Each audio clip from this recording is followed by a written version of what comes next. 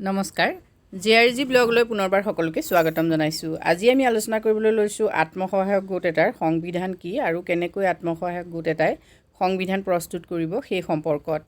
যদি আপোনালোকে অসম ৰাজ্যিক গ্ৰামীণ জীৱিকা নিৰ্বাহ অভিযানৰ আণ্ডাৰত যিকোনো ধৰণৰ চাকৰি কৰিব বিচাৰিছে বা SHG গোট খুলিব খুজিছে তেতিয়াহ'লে আপোনালোকে এই বিষয়ে জনাটো আপোনালোকৰ বাবে অতিকৈ প্ৰয়োজনীয়। যিহেতু এটা SHGয়ে কেনেকৈ সংবিধান প্ৰস্তুত কৰিব বা সংবিধান বুলি এটা SHG সংবিধান বুলি ক'লে তাত কি বিষয় সন্নিৱিষ্ট হয় সেই সম্পৰ্কে আপোনালোকে জানিব লাগিব। SHG এটা যিহেতু এটা গণতান্ত্ৰিক সংগঠন হয়, গতিকে গণতান্ত্ৰিক সংগঠন এটাৰ সংবিধান থকাটো অতীৱ প্ৰয়োজনীয় আৰু সেইটো এটা গণতান্ত্ৰিক সংগঠনৰ বৈশিষ্ট্য হয়। গতিকে SHG এটাই গঠন হোৱাৰ পাছতেই SHGটোৰ যিখন দ্বিতীয় মিটিং হ'ব, মিটিংখনতেই তেওঁলোকে তেওঁলোকৰ সংবিধানখন প্ৰস্তুত কৰি ল'ব লাগে। সংবিধানখন প্ৰস্তুত কৰোঁতে আপোনালোকে কি বিষয় অন্তৰ্ভুক্ত কৰিব লাগিব চাওক। প্ৰথমতে আপোনালোকে সংগঠনটোৰ যি অবজেক্টিভছ অৰ্থাৎ যি উদ্দেশ্য সেই উদ্দেশ্য আপোনালোকে লিখি ৰাখিব লাগিব।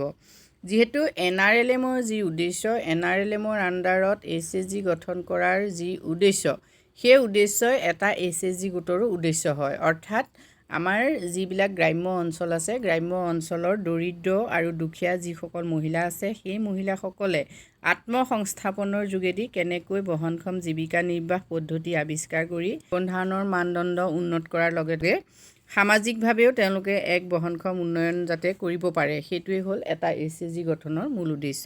গতিকে সেই মূল উদ্দেশ্য আপোনালোকে প্ৰথমেই লিখি ৰাখিব লাগিব।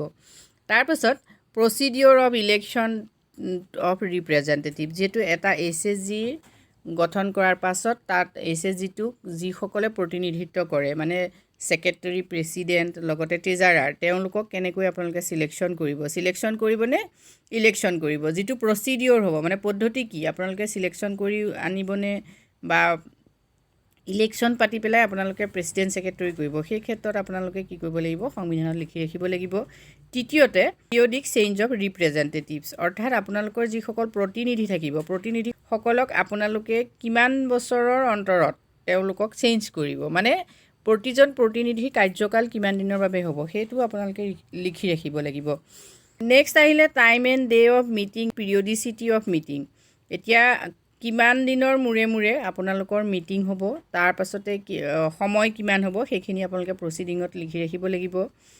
নেক্সট আহিলে আপোনালোকৰ যি ছেভিং আপোনালোকে কিমান দিনৰ মূৰে মূৰে কৰিব, যিহেতু আমি সকলোৱে জানো এটা SHGয়ে এমাহত 4খন মিটিং পাতিব লাগে আৰু তেওঁলোকে সেই প্ৰতিখন মিটিঙতে সঞ্চয় কৰিব লাগে। গতিকে সঞ্চয়ৰ পৰিমাণ কিমান আৰু তেওঁলোকে কিমানকৈ সঞ্চয় কৰিব সেই সম্পৰ্কেও লিখি ৰাখিব লাগিব। নেক্সট আহিলে operation of the bank account operation কেনেকৈ কৰিব, কোনে কৰিব বেংক একাউণ্টৰ কাম কাজখিনি সেইখিনি আপোনালোকে লিখি ৰাখিব। মানে বেংক একাউণ্টটো কোনে পৰিচালনা কৰিব, যিহেতু প্ৰেছিডেণ্ট ছেক্ৰেটেৰীয়ে পৰিচালনা কৰিব, গতিকে সেই কথাখিনি আপোনালোকে বাইলখনত লিখিব লাগিব। নেক্সট আহিলে procedure for sanction of loan, amount of loan, purpose of loan, সেইখিনি কথা আপোনালোকে লিখিব লাগিব। এতিয়া চাওক লোন এটা আপোনালোকে কেনেকৈ চেংচন কৰিব, লোন চেংচন কৰাৰ পদ্ধতি কি, কিমান পৰিমাণৰ লোন আপোনালোকে চেংচন কৰিব হায়েষ্ট, লগতে আপোনালোকে লোনটো কি উদ্দেশ্যত আপোনালোকে লোন দিব, তাৰ লগতে লোন ৰিপে'মেণ্টৰ যিটো মানে লোন ঘূৰাই দিয়াৰ যিটো প্ৰচিডিঅ'ৰ সেইখিনিও আপোনালোকে বাইলখনত লিখিব লাগিব। নেক্সট আহিলে ফাইনৰ সম্পৰ্কত আপোনালোকে স্পষ্টভাৱে আপোনালোকৰ সংবিধানত লিখি ৰাখিব লাগিব। যেনে কোনোবা যদি মিটিঙত এবচেণ্ট আছে ফাইন কিমান হ'ব, যদি লেটকৈ কোনোবা উপস্থিত হৈছে তেতিয়াহ'লে ফাইন কিমান হ'ব সেই সম্পৰ্কে আপোনালোকে লিখিব লাগিব। লগতে আপোনালোকৰ যি সঞ্চয় সেই সঞ্চয় যদি কোনোবাই নিৰ্দিষ্ট সময়ত দিয়া নাই তেতিয়াহ'লে ফাইন কিমান দিব, যদি দেৰিকৈ দিছে তেতিয়া ফাইন কিমান দিব, লোন যদি সময়মতে ঘূৰাই দিয়া নাই তেতিয়াহ'লে আপোনালোকে ফাইন কিমান দিব, সেই গোটেই কথাখিনি আপোনালোকৰ সংবিধানত লিখি ৰাখিব লাগিব।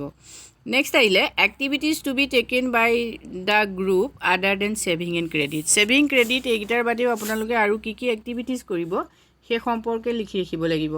নেক্সট আহিলে procedure for withdrawal from membership, SHGৰ যদি এগৰাকী সদস্যাই তেওঁলোকৰ মেম্বাৰশ্বিপ উঠাই ল'ব খোজে তেতিয়াহ'লে প্ৰচিডিঅ'ৰটো কি হ'ব, তেওঁ কেনেকৈ কি কৰিব লাগিব, অৰ্থাৎ তেওঁ কেনেকৈ সদস্যপদ ত্যাগ কৰিব সেই সম্পৰ্কে আপোনালোকে বাইলখনত উল্লেখ কৰিব লাগিব।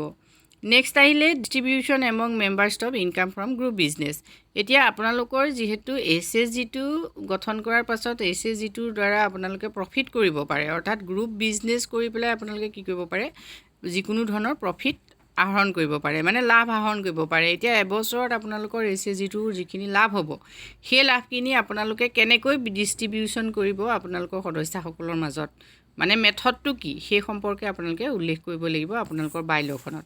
এইখিনিয়ে হ'ল এটা SHG গোটৰ সংবিধানত থাকিবলগীয়া মূল কথা।